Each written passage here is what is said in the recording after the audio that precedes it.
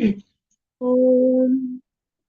ॐ अज्ञानतिमिरान्धस्य ज्ञानाञ्जनशलाकया चक्षुरुन्मीलितं येन तस्मै श्रीगुरवे नमः। श्रीचैतन्यमनोभीष्टं स्थापितं येन भूतले स्वयं रूपः कदा मह्यं ददाति स्वपदान्तिकम्। वन्देऽहं श्रीगुरुं श्रीयुतपदकमलं श्रीगुरून् वैष्णवांश्च श्रीरूपं साग्रजातं सहगणरघुनाथान्वितं तं सजीवं साद्वैतं सावधूतं परिजनसहितं कृष्णचैतन्यदेवं श्रीराधाकृष्णपादान् सहगणललिता श्रीविशाखान्वितांश्च। हे कृष्ण करुणा सिन्धो दीनबन्धो जगत्पते गोपेश गोपिका कान्ता राधा कान्ता नमोऽस्तु ते। तप्त काञ्चन गौरङ्गी राधे वृन्दावनेश्वरी वृषभानुसुते देवी प्रणमामि हरिप्रिये।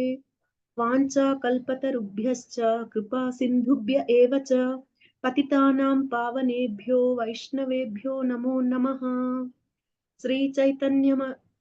श्रीकृष्ण चैतन्य प्रभु नित्यानंद श्री अद्वैत गदाधारा श्रीवासादि गौर भक्त वृंदा हरे Krishna Krishna Krishna Hare Hare Hare Ram Ram Ram Hare Hare.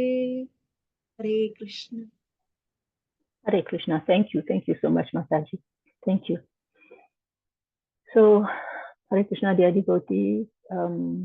Welcome to today's session. Thank you for giving me the opportunity. So we'll start.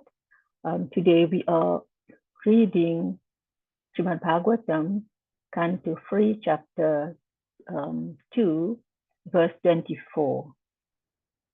So I'll start by reading, and then I'll do some prayers, and then we will go into the discussion. Okay? So Prabhuji, will you be able to put the verse on the screen?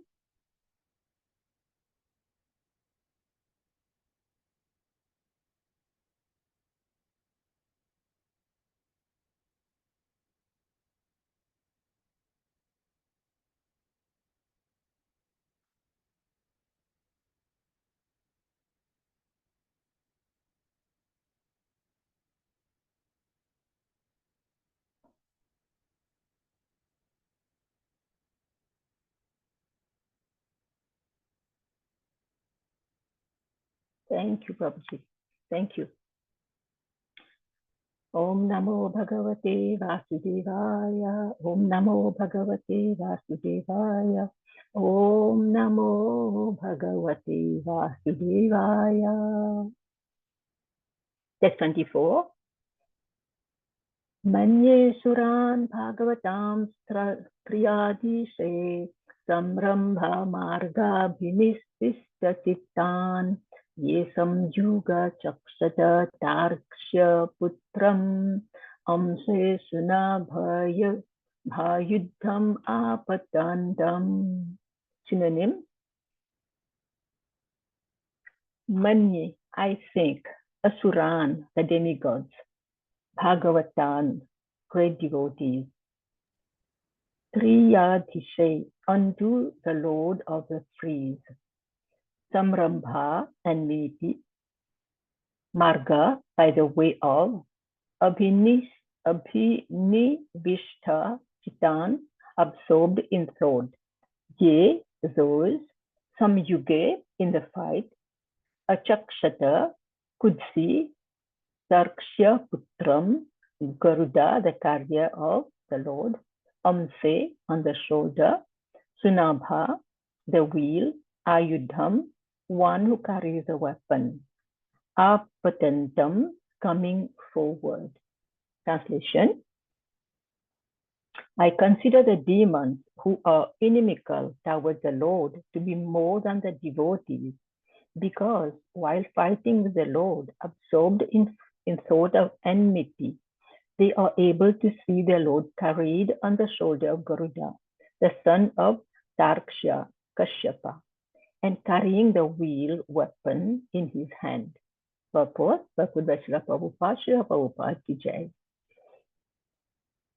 The Asuras who fought against the Lord face to face got salvation due to due to their being killed by their Lord. This salvation of the demons is not due to their being devotees of the Lord. It is because of the Lord's causeless mercy. Anyone who is slightly in touch with the Lord somehow or other is greatly benefited, even to the point of salvation, due to the excellence of the Lord. He is so kind that he awards salvation even to his enemies because they come into contact with him and are indirectly absorbed in him by their inimical thoughts. Actually, the demons can never be equal to the pure devotees. But Uddhava was thinking in that way because of his feelings of separation. He was thinking that at the last stage of his life, he might not be able to see the Lord face to face, as did the demons. The fact is that the devotees who are always engaged in the devotional service of the Lord in transcendental love are rewarded many hundreds and thousands of times more than the demons by being elevated to the spiritual planets, where they remain with the Lord in eternal blissful existence. The demons and impersonalists are awarded the facility of merging into the Brahmajyoti effulgence of the Lord, whereas the devotees are admitted into the spiritual planets.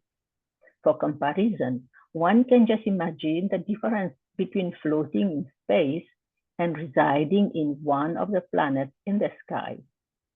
The pleasure of the living entities on the planet is greater than that of those who have no body and who merge with the molecules of the sun rays. The impersonalists, therefore, are no more favored than the enemies of the Lord. Rather, they are both on the same level of spiritual salvation. Om Jnana-timirandasya Jnananjana-shalakaya Chakshurunmilitam Yena Tasmai Shri Gurave Namaha. Namo Vishnu Padaya Krishna Pristaya Bhutale Srimate Bhakti Vedanta Swami Iti Namine Namaste Saraswati Deve Gauravani Pracharine Nirvishesha Shunyavadi Pastatadi Satarine.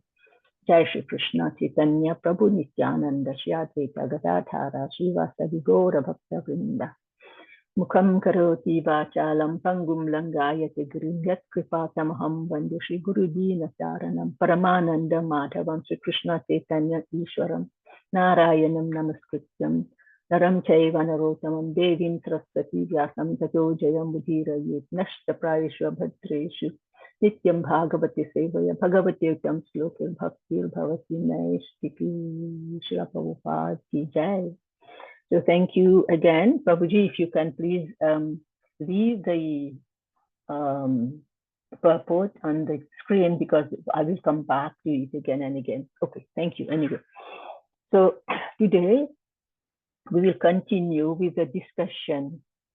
We know with the remembrance of Krishna by Uddhava, when Krishna had asked Uddhava about the Lord. Right? In the previous verse, we see how merciful the Lord is, even to the demoness Putna, who wanted to kill him. Putna, who went to kill Krishna by smearing poison on her breast and offering her the breast milk. But Krishna did not consider the poison. Krishna, what did he do? He considered the good side of the action.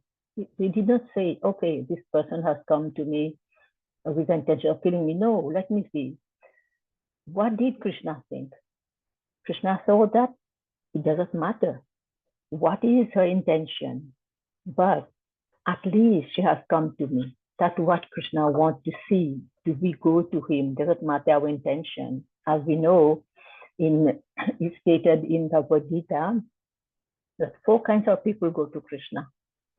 People who want to get more knowledge, people who are like inquisitive, people who are in distress, people who want some wealth, people who want to know Krishna.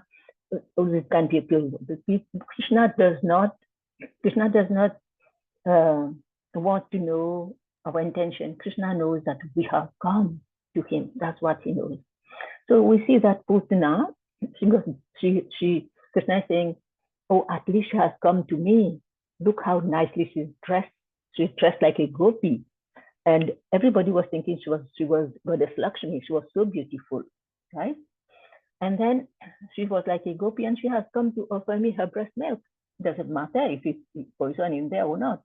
But Krishna is seeing the action, the good action here.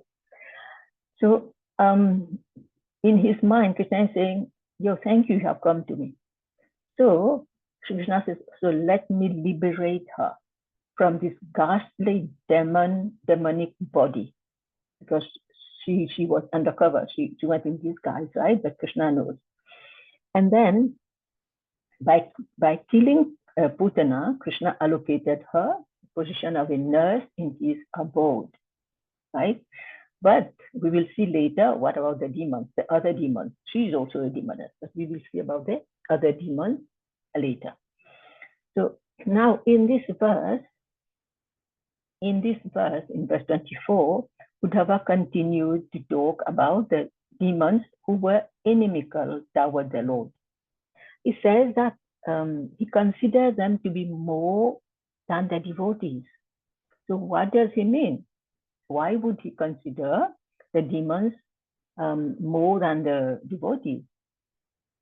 Right? So what does he mean? Devotees will love Krishna. We offer devotional service to the Lord. We chant the holy name. We read the scriptures. Srimad Bhagavatam, Bhagavad Gita, Chaitanya Charitamrita, all those we live. And then we get the knowledge and the understanding of who Krishna is. What is our goal? And our goal is to go back home, back to Golok Vrindavan. So we are clear in our mind and in our mission. So once daily, once we finish all our service to the Lord, we completed our service to the Lord, we go to sleep peacefully. Because why do we go to sleep peacefully? We know that Krishna is taking care of us. We have surrendered to Krishna and he is taking care of us, right? But the demons, they never took Krishna as a Lord, as the Supreme Personality of Godhead. They took Krishna to be a magician, right? They took Krishna to be a magician. And here, this is not wrong, right? They never took Krishna as a Supreme Personality of Godhead. But we know, this is not false, this is true. Krishna, yes, he is a magician who has got some mystical superpower, right? That's also true because Krishna can do anything, anywhere, at any time, right? Example, we know, as he appeared in the prison house of Kamsa, his maternal uncle in Mathura, he told his father, Vasudeva, to transfer him to Gokul. He even released his parents from the heavy chain shackles. He put all the guards into deep sleep. He sent them deep sleep so that they are not awake. He opened the heavy metal doors so that his father could go out without much endeavor. When he was 6 days old, he killed Putna. When he was few months older, he killed the demons, Sakatasura, who appeared in the form of a god. And when he was few years old, he killed the Kesi demon. When he was who came in the form of a horse, he killed the demon Bakasura in the form of a crane. He killed Trinavarta, the whirlwind demon. He killed Agasura, the snake demon, Vatsasura in the form of a calf, the bull demon Aristasura. So he swallowed the forest fire. He subdued the huge Kalya serpent. When he was 11 years and 8 months, he went to Mathura on Kamsa's invitation. And there, he killed the 2 massive elephants, mad elephants, who Kamsa kept to kill him. And then he killed the huge professional wrestlers, Mustik and Chanur. And then he killed Kamsa, right? So we see that as he grew older, again, we know about the four kings from Paundraka, we know Kalyavan, we know Shishupal, we know Dandavakra, we know so many of them. So he killed a lot of demons. He has the power to do anything and everything at any time. The devotees are absorbed in all Krishna's qualities and serve him as the Supreme Personality of Godhead, whereas the demons who do not accept Krishna as the Supreme Personality of Godhead, they are scared of the Lord and they spend their time planning how to kill him. Right? We spend our time thinking, I should wake up early. I should chant. I should do my arti in the morning.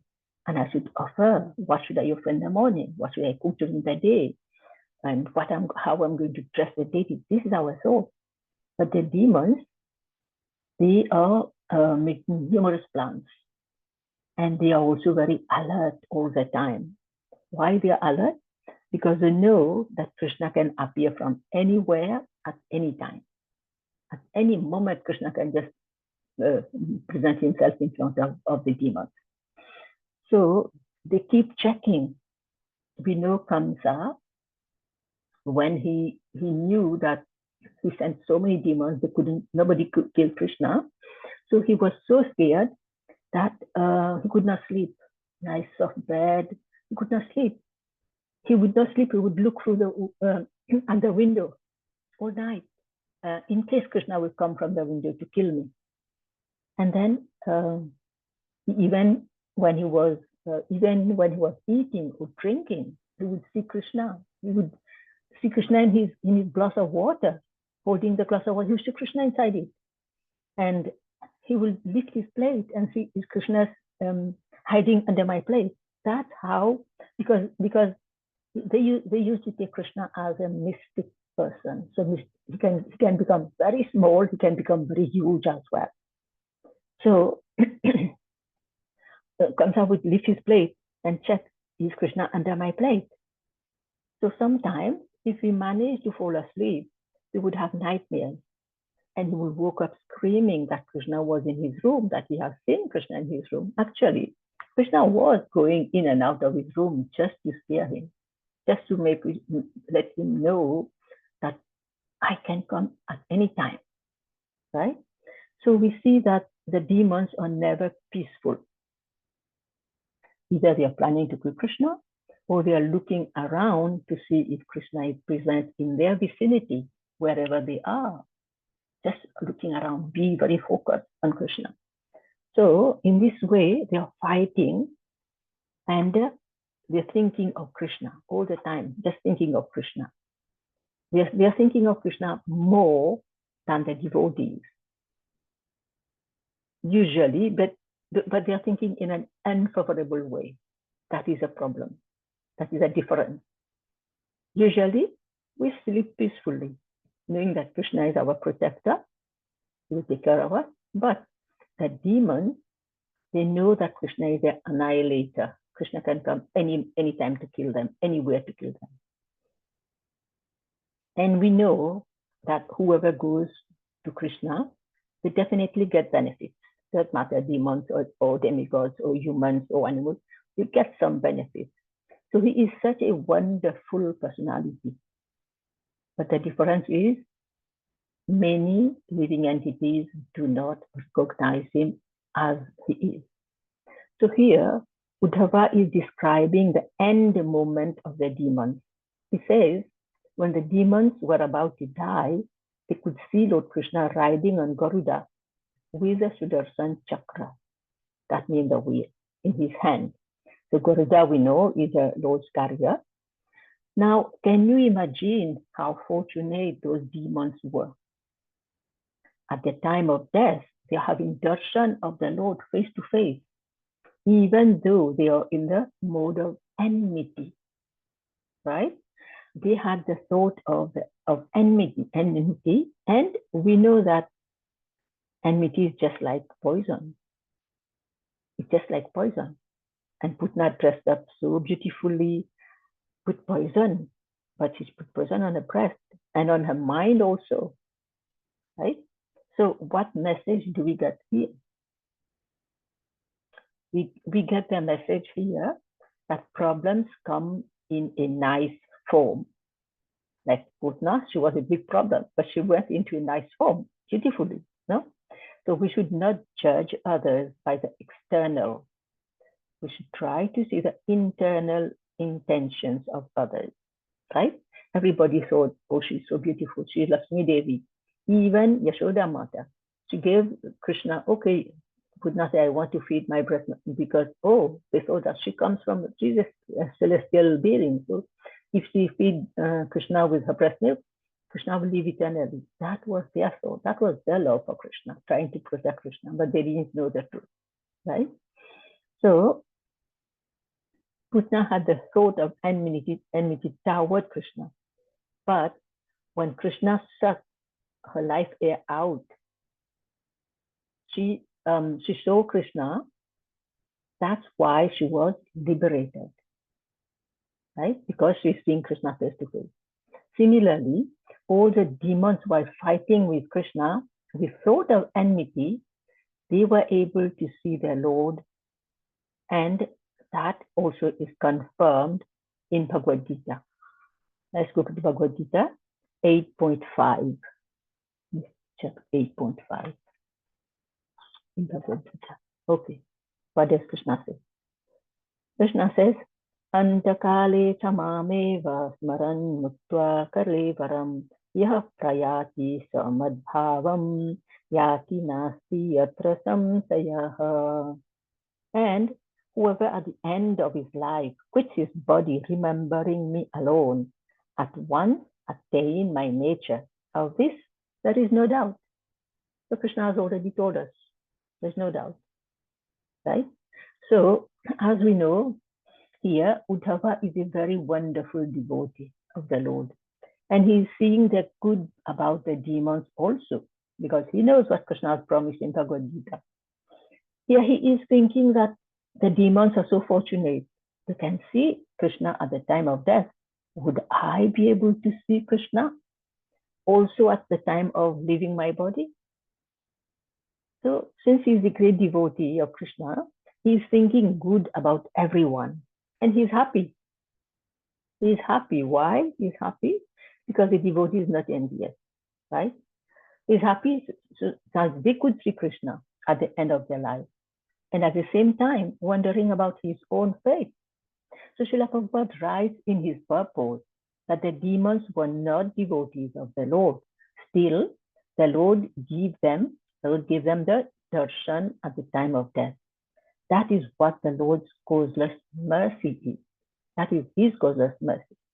So meaning that the demons got the mercy even though they were not eligible.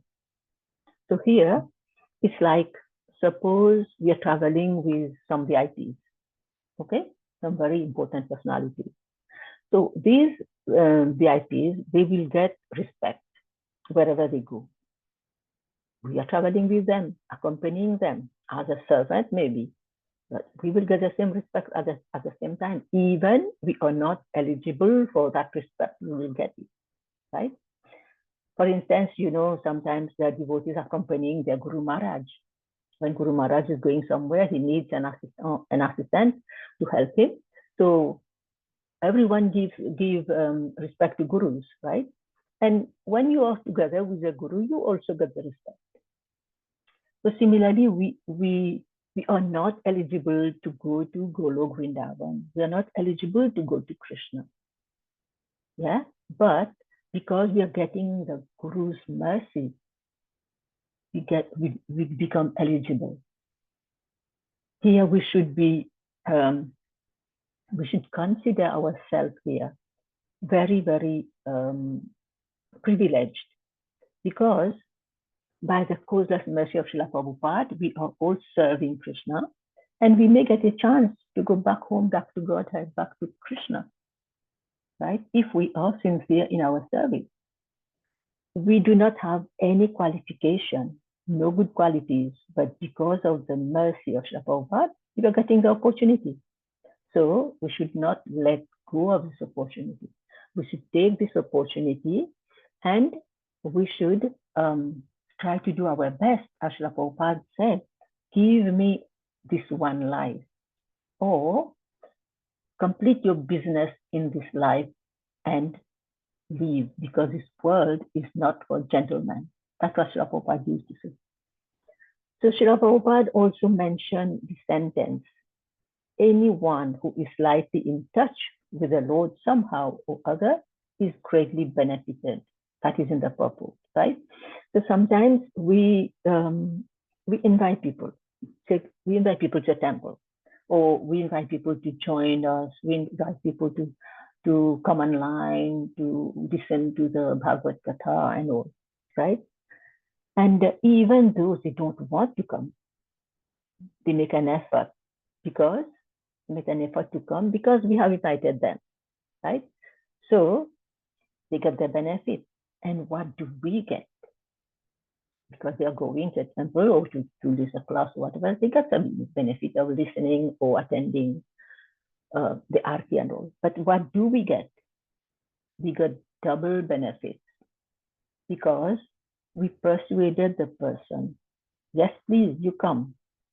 And Krishna is happy that now one of my bad children has come to the temple at least, right?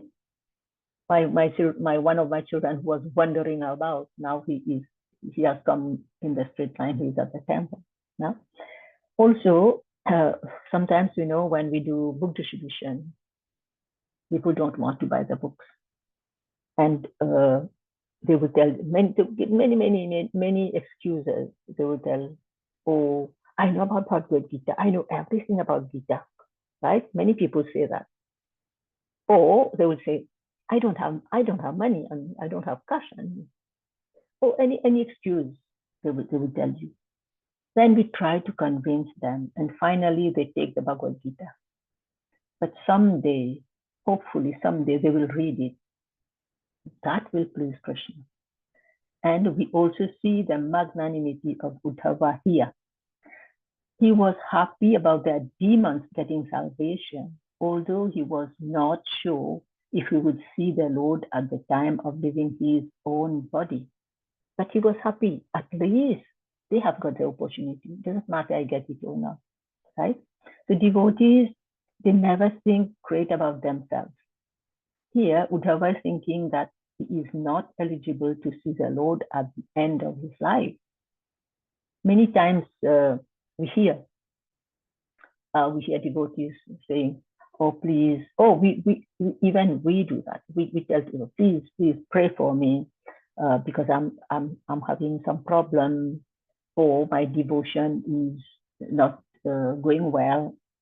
So here, Uddhava is teaching us we should be humble and always think that the other devotees have more bhakti than myself. But what do we think? What do we do? What do we think? We think that we are the best. But no, we should become humble, a quality that pleases the Lord. We should always give respect to others. Here we should learn from Vidura. Vidura, despite his being like the father of Uddhava, he was same age as the father of Uddhava, but he was giving respect to Uddhava. It doesn't matter, I am the same age of your father, but because of your knowledge, I give you respect, right? Okay, and now let's continue with Srila Prabhupada's purport. And here, I'll read from the book what Srila Prabhupada says. He says, the fact is that the devotees who are always engaged in the devotional service of the Lord in transcendental love are rewarded many hundreds and thousands of times more than the demons by being elevated to the spiritual planet, where they remain with the Lord in eternal bliss, peaceful existence. That is for the devotees. The demons and impersonalists are awarded the facility of merging in the Brahma Jyoti effulgence of the Lord, whereas the devotees are admitted into the spiritual planet. Now, what does Srila Prabhupada mean here?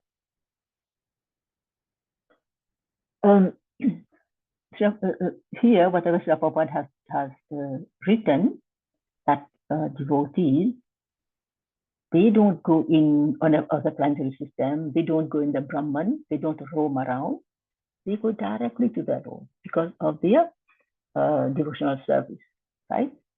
So Lord Krishna, he says the same thing in Bhagavad Gita, 9.31. Let's see what he says in 9.31.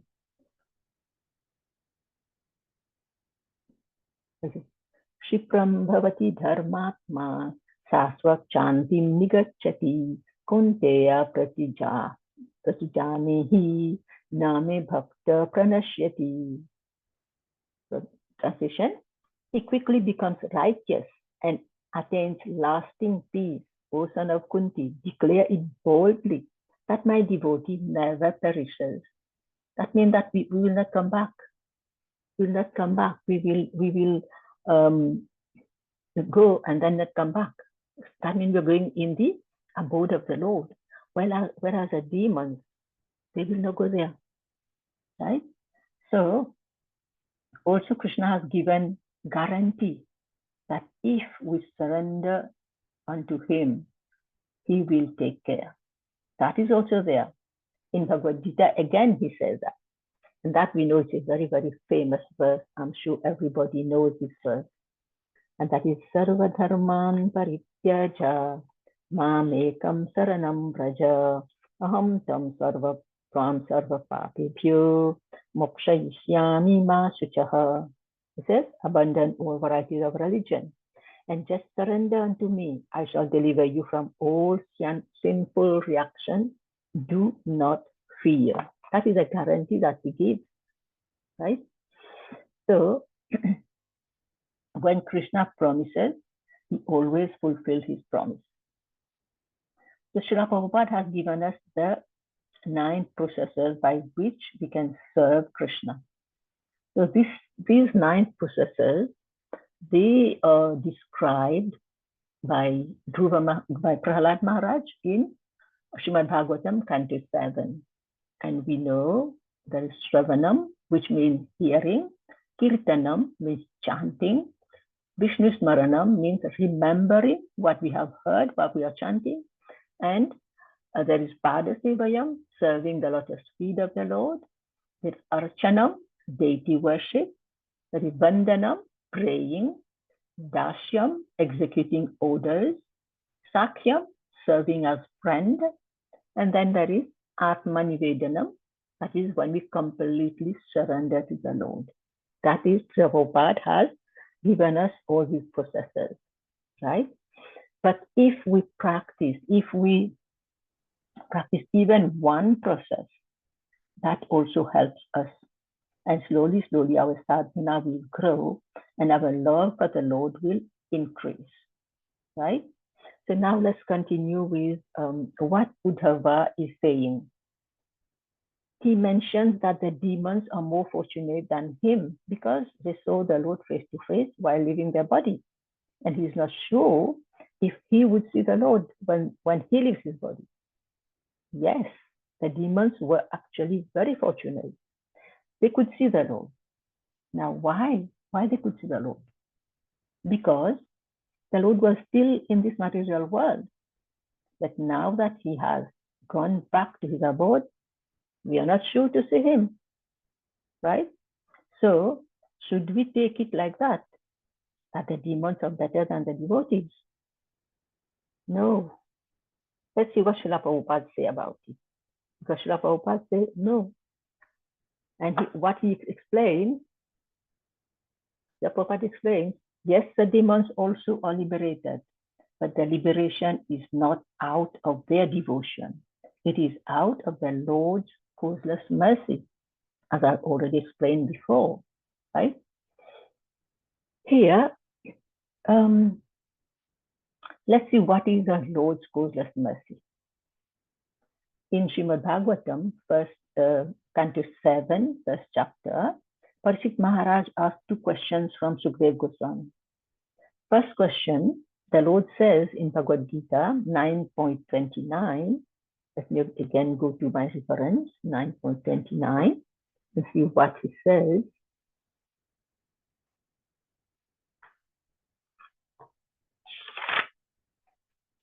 (9.29). Okay. सोऽहं सर्वभूतेषु न मे द्वेष्योऽस्ति न प्रियः ये भजन्ति तु मां भक्त्या मयि ते तेषु चाप्यहम्. I envy no one, no I am partial to anyone. I am equal to all, but whoever renders service unto me in devotion is a friend in me, and I am a friend also, and I am also a friend to him. So this is what he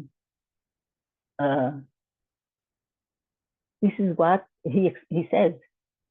So then why, if the Lord is not partial, if he's friend, why does he come and kill the demons as if they were his enemies? He just said he's not partial, right? But why does he come and kill all the demons, to take them for his enemies? Here, he is a Lord, right? He is a Lord and the Father of everyone.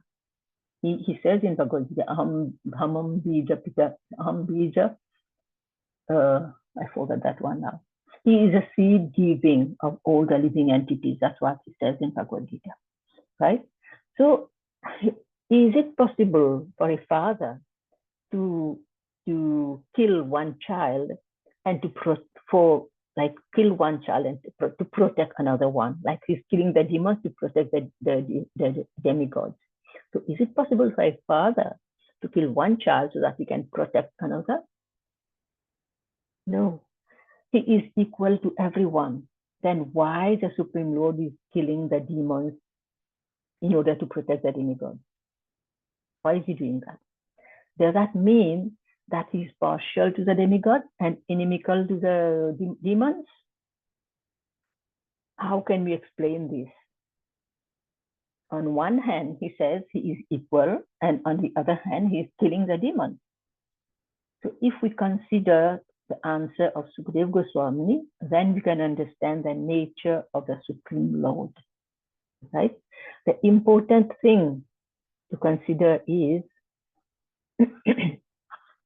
that he is not partial.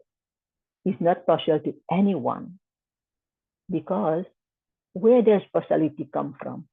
Can anyone tell me where does partiality come from? Please.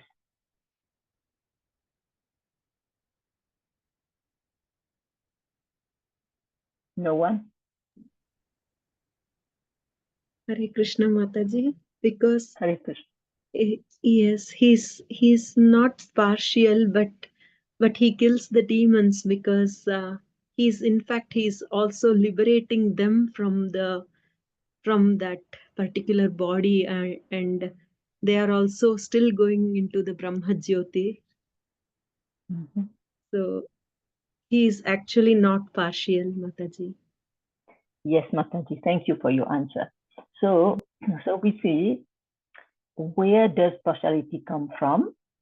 When we see one person as our own and another person as separate, another party or opposition party, or so when does such things happen? When does such things happen? When we say, oh, she's my family member, he's my family member, he's this, he's that. So all this happens when we get the material body. Then we consider all on the bodily platform. Like, I love my family members, this is my enemy, that is a stranger, I hate so and so, or I love this person. These come after we get the material body, right? But the Lord, the Lord doesn't have a material body, so how can he be partial? So he doesn't have material mind also to discriminate between friend and enemy. This is on the bodily platform, with our corrupted mind, I should say. We can discriminate in this way. But the personality of Godhead, he hasn't got this material body, he hasn't got this material mind. So there is no question of partiality here, right? So we see that, excuse me.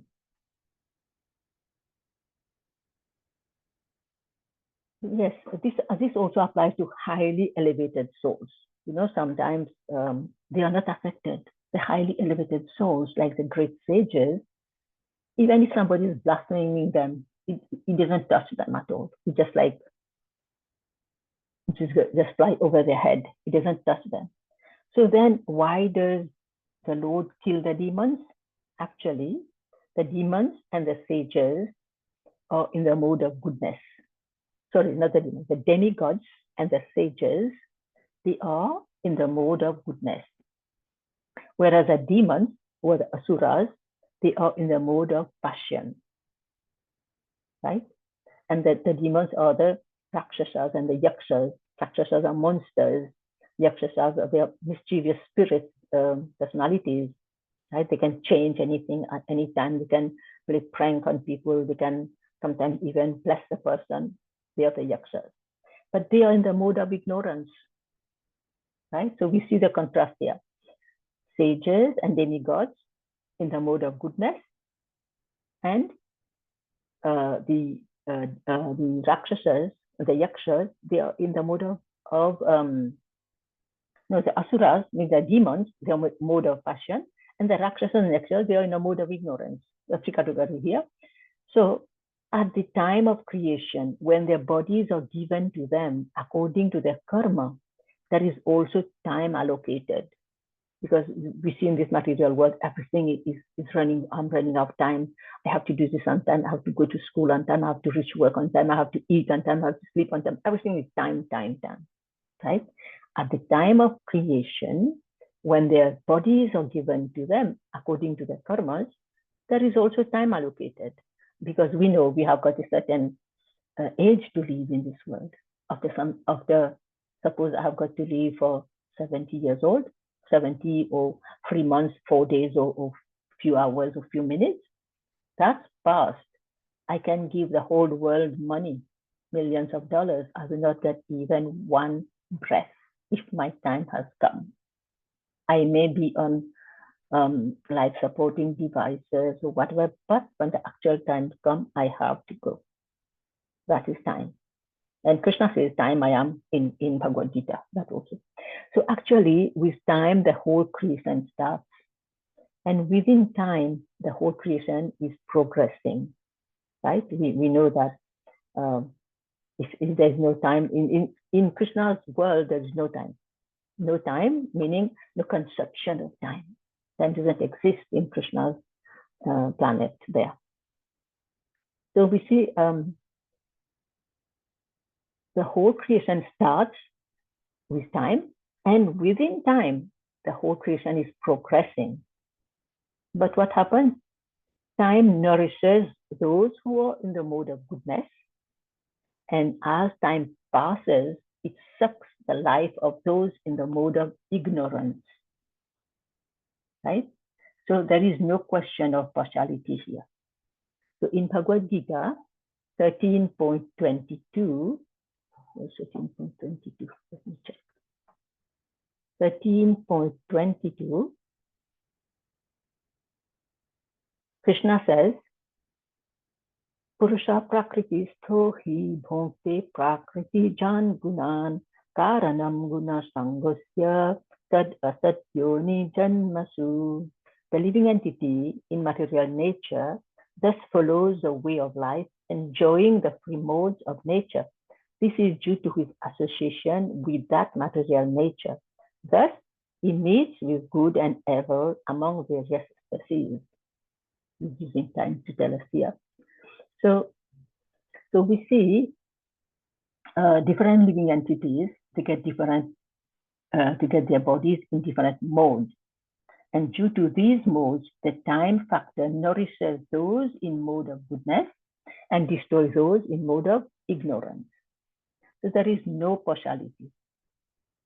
All are due to the body we get and to our past karmas, which we carry lifetime after lifetime.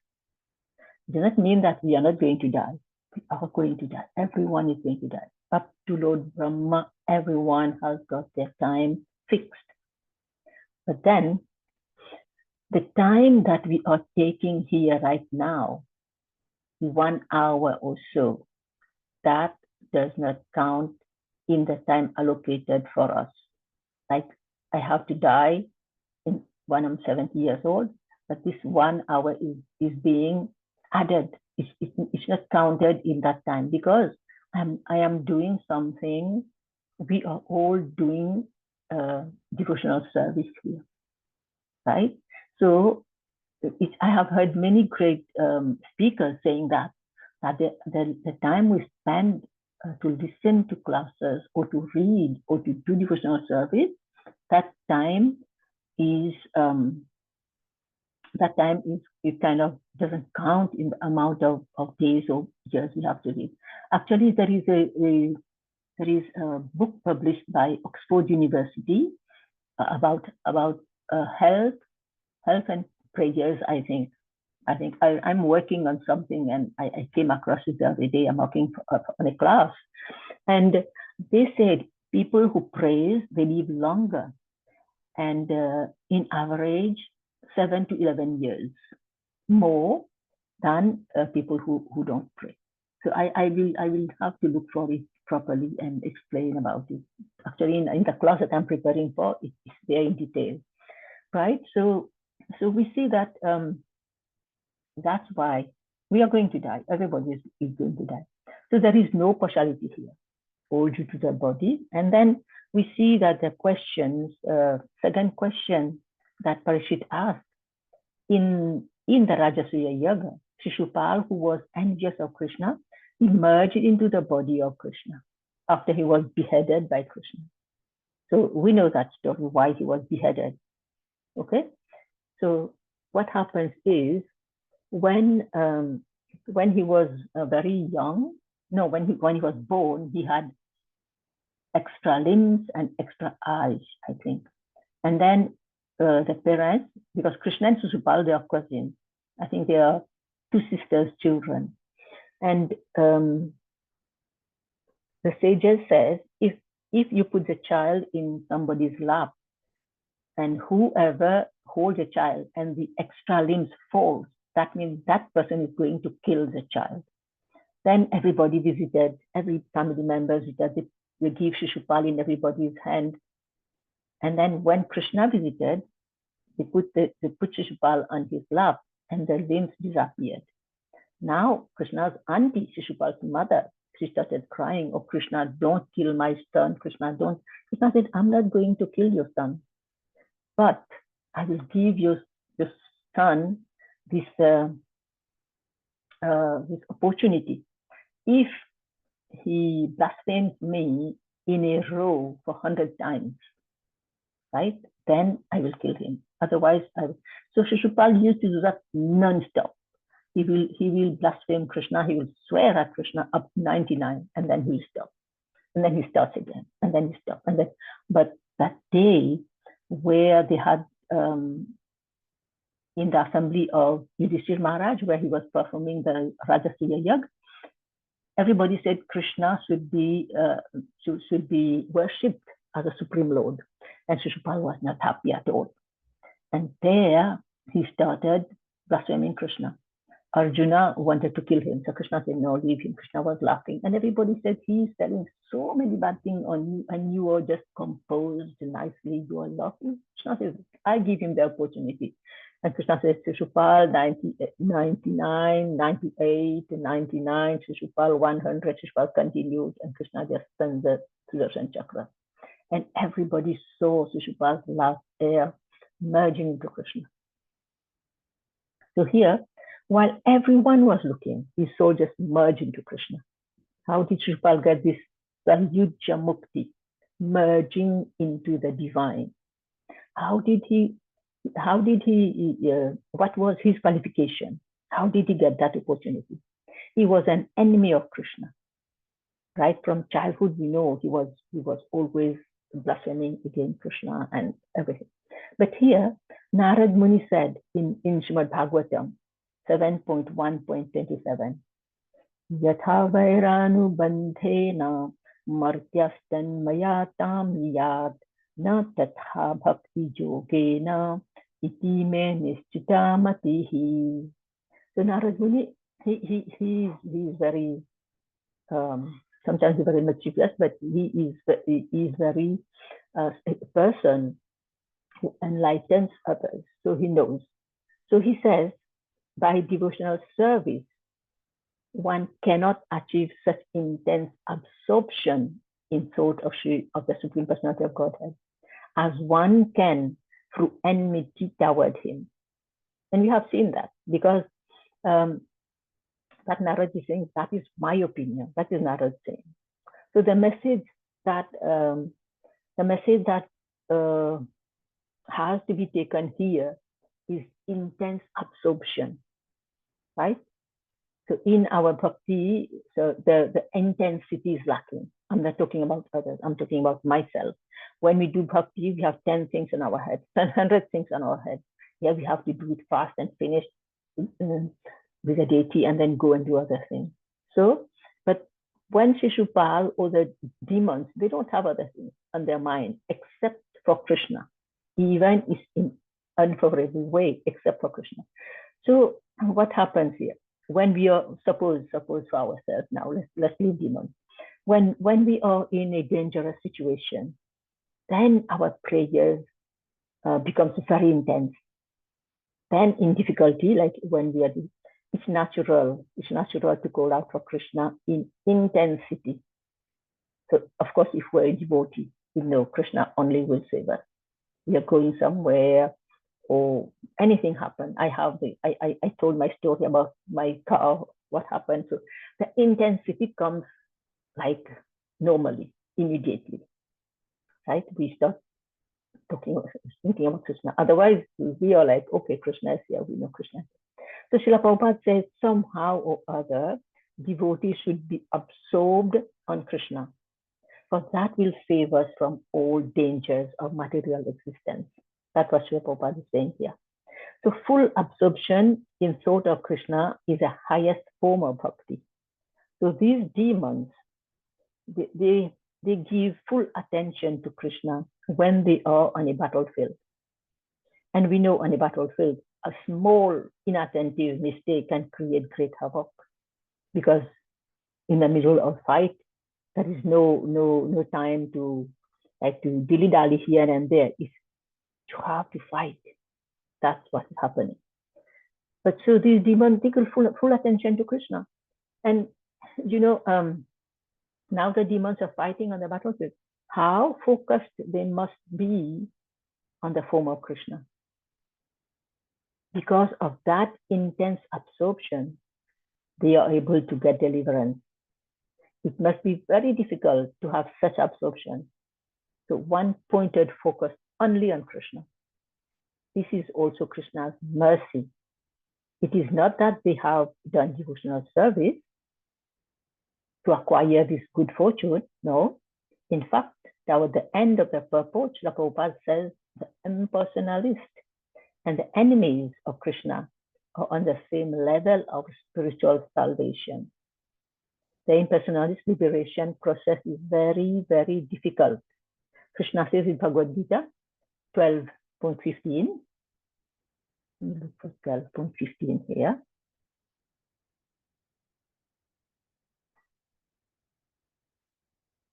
Let's see what he says in 12.15.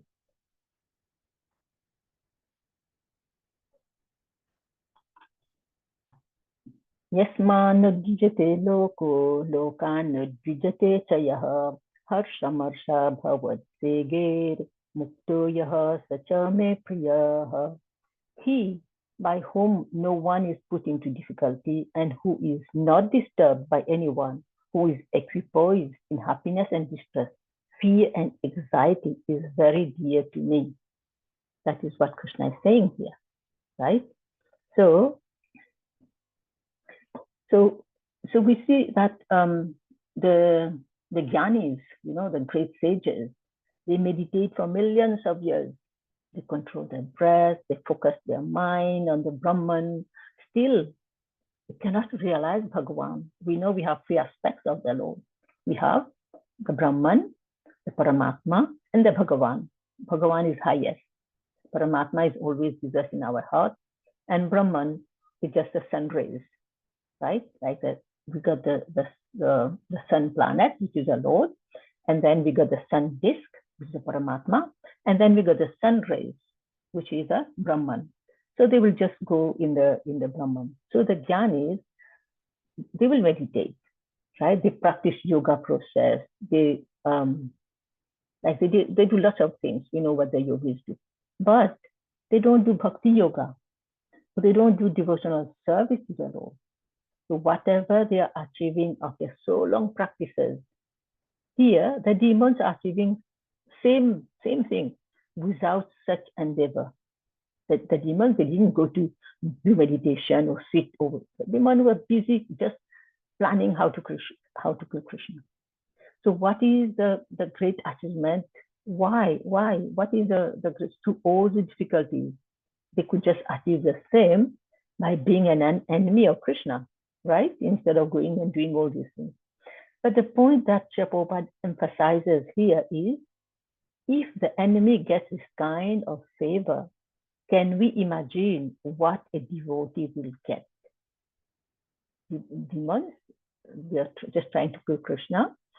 And the sages who just sit and do meditation, they want to go and explore the planetary system. That is their merging into the Brahman and roaming around. That is their goal. And eventually they'll have to come, because Bhagavad Gita, I think 9.20 or something, it says when all your spiritual benefit is exhausted, you come back to this material world.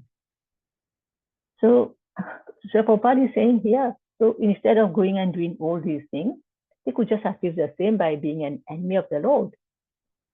So he's telling us here, he says, if the enemy gets this kind of favor, can we imagine what a devotee will get? A devotee, in the book is written also, a devotee can get hundreds and thousands of times more than a demon can get. So Srila Prabhupada gives this example of people traveling in the airplane. People travel to go around, traveling a lot, like myself. But at some point, the plane has to come down for fuel. Oh, our destination is here. We have to come down. So why is this analogy here? Because the demons and the impersonalists, they will merge into the Brahman effulgence. They will roam around in the void. And after some time, they will eventually come back to this material world. Maybe in different species of life, but they will have to come back. So why take all these hassles going on different planets? Why not aim at our final destination, back home, back to Godhead? So they are not getting any shelter on any spiritual planet. The pleasure that one gets from the Brahman realization is insignificant compared to the pleasure one gets in a relationship with the Lord.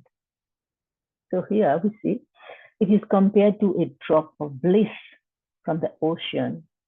They get a drop of the bliss when they are merging the Brahman, or when they are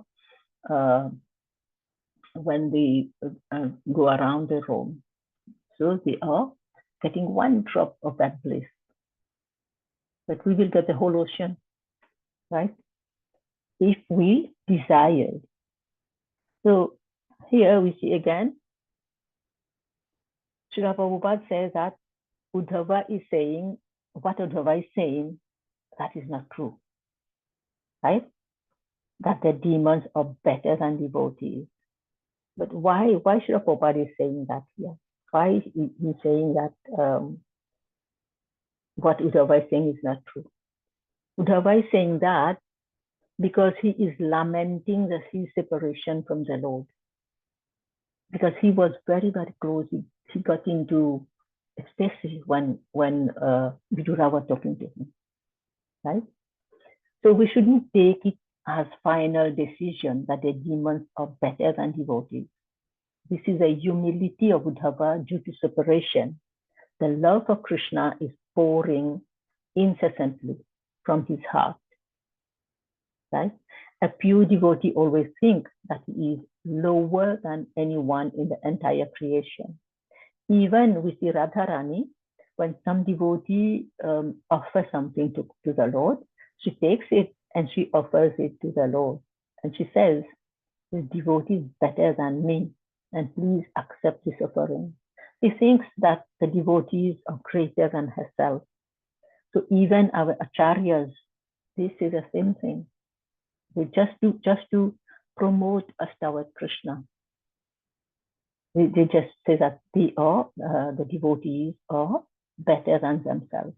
So we also know that Narad Muni, he mentioned five kind of persons who are fully absorbed in Krishna, fully absorbed in Krishna. First, he says Kamsa. Kamsa, he could see only Krishna everywhere. That was out of fear. Krishna was very fearful of Kamsa was very fearful of Krishna. And then second is Shishupal. That was out of enemy. He wanted to not envy. He wanted to destroy Krishna. So he was blaspheming Krishna all the time. And third is the gopis. The gopis, they got attracted to Krishna by lusty desires. They're always focusing on Krishna. And fourth are the Pandavas. They were attracted by affection, through affection to Krishna. And the fifth is the general devotees through devotional service. That's how we come in here. So we see that example of Narad Muni himself. He's counted like as among us devotional service. Narad Muni himself. So if we read in the first canto how he meditated on the Lord and then how he achieved his goal, that is described in canto 1. So anyone whose mind is completely absorbed in the Lord gets liberation. But devotees' liberation is different than the liberation of the demons. That is for sure. The demons also are part and parcels of the Lord. They come to this material world only by the desire of the Lord. Because Krishna is the father of everyone, so they're part and parcel of Krishna also. So they come to this material world only when Krishna desires it. They come to participate in the Leela of the Lord, in the pastime of the Lord, so that some substance is left behind. Because if that substance that is left behind is for us to relish, is for us to learn from it, is for us. Otherwise, what would we be reading? There would be no Bhagavad Gita, no Bhagavatam, no stories, nothing. What would we be reading otherwise? That's why Krishna, he brings all his entourage, they are his entourage. He brings them here so that then he has his pastime, his Leela. So we learn from it, and then he leaves behind the old pastimes in the Bhagavad Gita and the Srimad Bhagavatam, the Chaitanya Charitamrita, and so many other books. So then we get to relish it.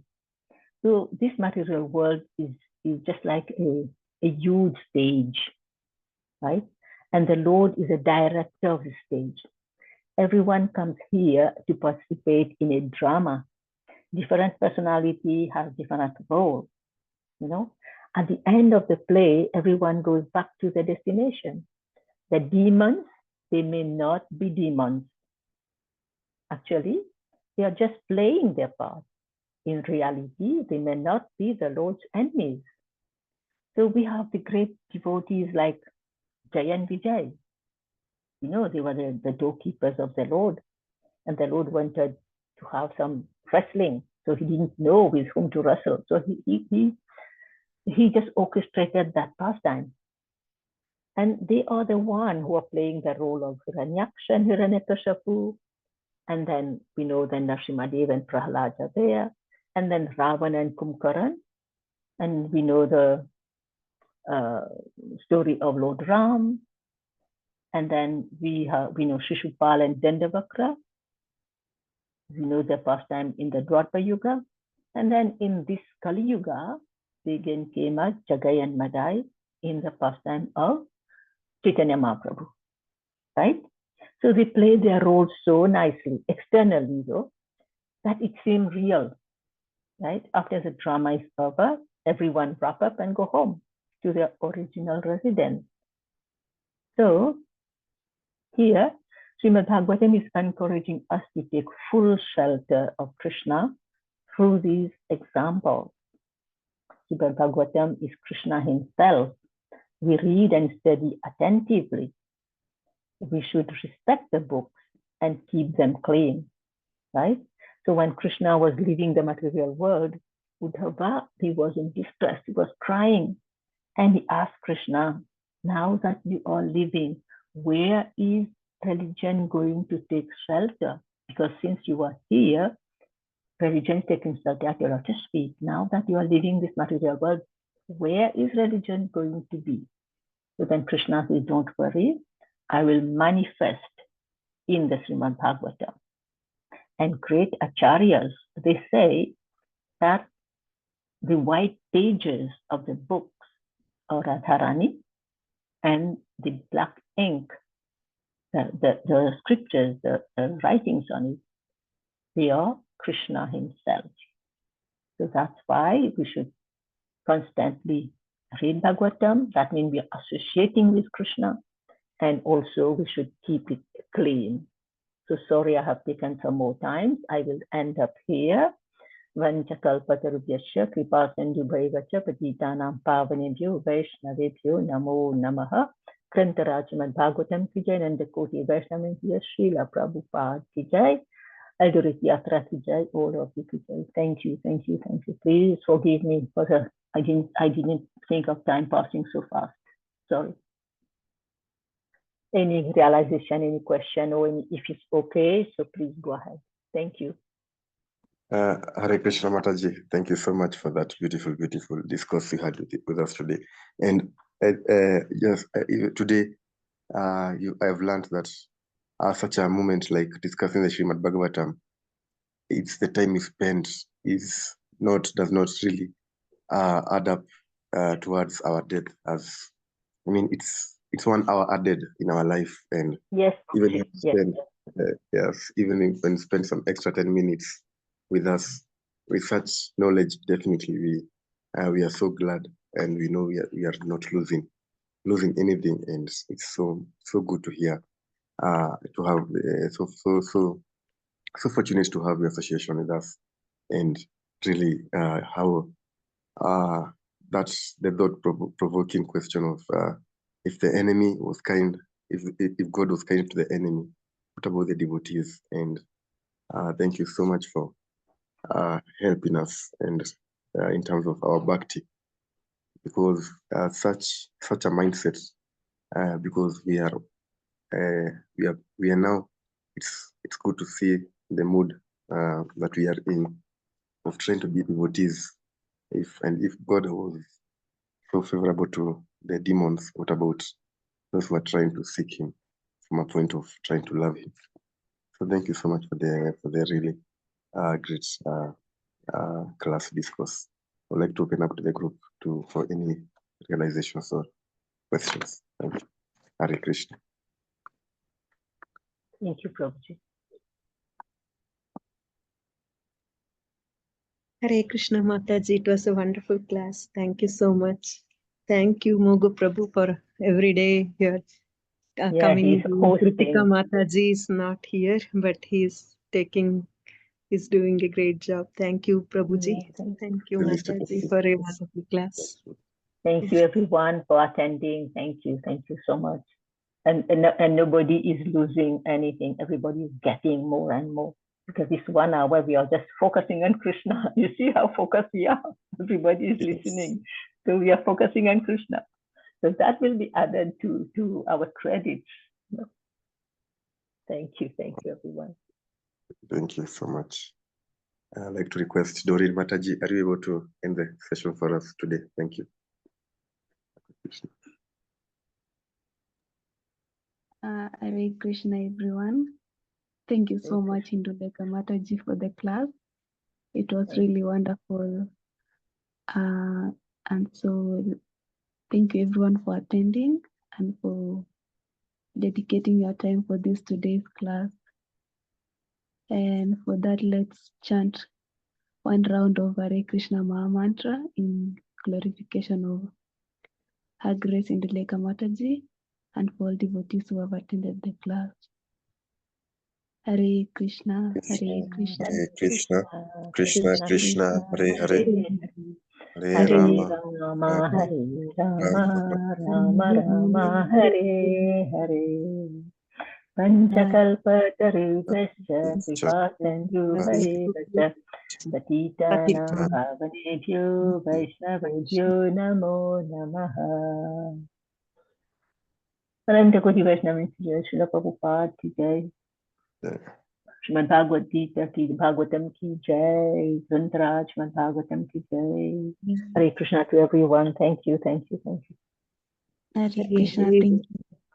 Thank you so much. Hare Krishna.